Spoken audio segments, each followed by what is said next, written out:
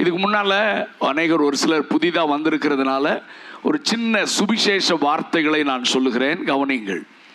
இந்த இடத்துல நம்ம கூடி ஆராதிக்கிற ஆண்டவராகிய இயேசு கிறிஸ்து அவர் ஒரு மனிதன் அல்ல, ஒரு அவதாரம் அல்ல, வானத்தையும் பூமியையும் அண்ட சராசரங்களையும் படைத்த கடவுள். ஹல்லேலூயா. இயேசு கிறிஸ்து கிறிஸ்தவங்க சாமி அல்ல அப்படின்னு பைபிள்ல இல்லை. அவர் சர்வலோகத்தின் பாவத்தை சுமந்து தீர்க்க வெளிப்பட்ட தேவ ஆட்டுக்குட்டி என்று தான் பைபிள் சொல்லுகிறது. ஆமென். கடவுள், அவருக்கு துவக்கமும் இல்லை முடிவும் இல்லை, ஆதியும் அந்தமும் அவர்தான். ஆனால் 2000 ஆண்டுகளுக்கு முன்பதாக அவர் இந்த உலகத்தில் மனிதனாக பிறந்தார்.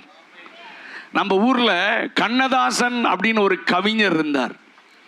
அவர் நிறைய பாடல்களை, சினிமா பாடல்கள், தத்துவ பாடல்கள் எழுதியிருக்காங்க. அதுல ஒரு பாடல் எழுதினாரு, கடவுள் மனிதனாக சொல்லுங்க பிறக்கணும். எதுக்கியா பிறக்கணும்ன்றீர்னா அப்பதான் ஏன் கஷ்டம் அவருக்கு. உண்மைதான், உண்மைதானே. எங்கேயோ இருந்து அதை செய்யாத, இதை செய்யாத, அதை பார்க்காத, இதை பார்க்காதன்னு சொல்ற ஆள் எனக்கு தேவையில்லை.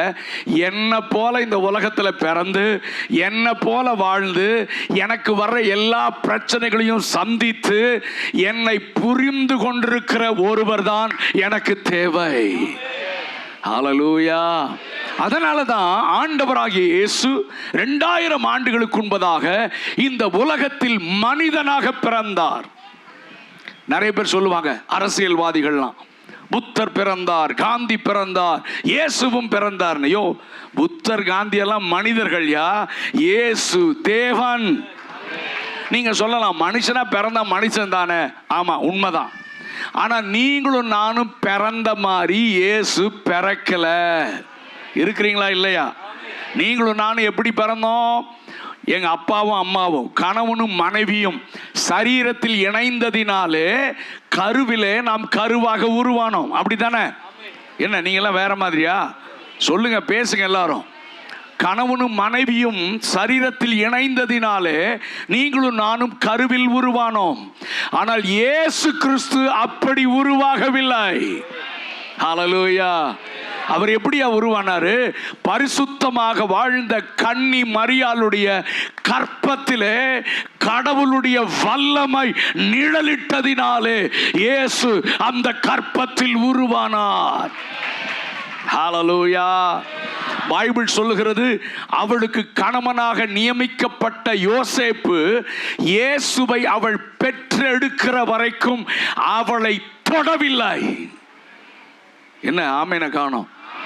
அவளை தொடலன்னு அர்த்தம். எந்த உறவும், கணவன் மனைவி என்கிற எந்த உறவும் அவர்களுக்குள்ளே இல்லை. இதெல்லாம் ஆண்டவர் ரொம்ப ஸ்பெசிபிக் எழுதி வச்சிருக்கார். ஏன் தெரியுமா? இயேசு மனிதன் அல்ல, அவர் மனிதரை ரட்சிக்க வெளிப்பட்ட ரட்சகர். ஒரு அல்லேலூயா சத்தமா சொல்லுங்க. ஹல்லேலூயா. அவர் பிறந்த கருவில் உருவானது பரிசுத்தம், அவர் பிறந்தது பரிசுத்தம், அவர் வாழ்ந்தது பரிசுத்தம். 33.5 ஆண்டுகள் இந்த உலகத்தில் மனிதனாக வாழ்ந்து தன்னுடைய 33.5 வயதிலே ஒரு சொட்டு ரத்தம் கூட இல்லாமல் முழு மனுக்குலத்திற்காக தன்னுடைய பரிசுத்த ரத்தத்தை சிந்தி மரித்தார். ஏன் ரத்தம் சிந்தணும்னு கேட்கலாம்.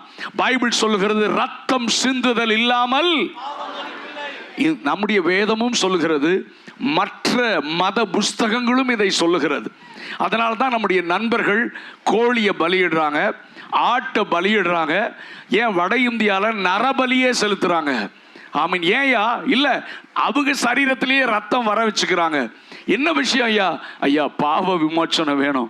அவங்களுக்கு தெரியல, நீங்க ரத்தம் சிந்த வேணாமா, நீங்க பலி செலுத்த வேணாம், உங்க ரத்தத்தையும் சிந்த வேணாம், உங்களுக்காக எனக்காக இயேசு கிறிஸ்து தம்முடைய பரிசுத்த ரத்தத்தை சிந்தினாருமா.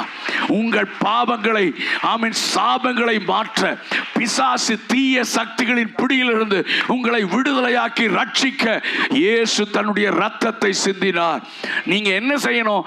அவரை நம்பினா போதும், அவரை ஏற்றுக்கொண்டா போதும், எனக்காக இயேசு ரத்தம் சிந்தினார்.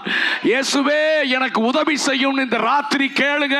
உங்க குடும்பத்தில் இருக்கிற பாவ சாபங்கள் எல்லாவற்றிலிருந்தும் இந்த ராத்திரி உங்களுக்கு விடுதலை தருவதற்கு அவர் வல்லமையுள்ள தேவனாக இருக்கிறார். ஹல்லேலூயா, ஆமென்.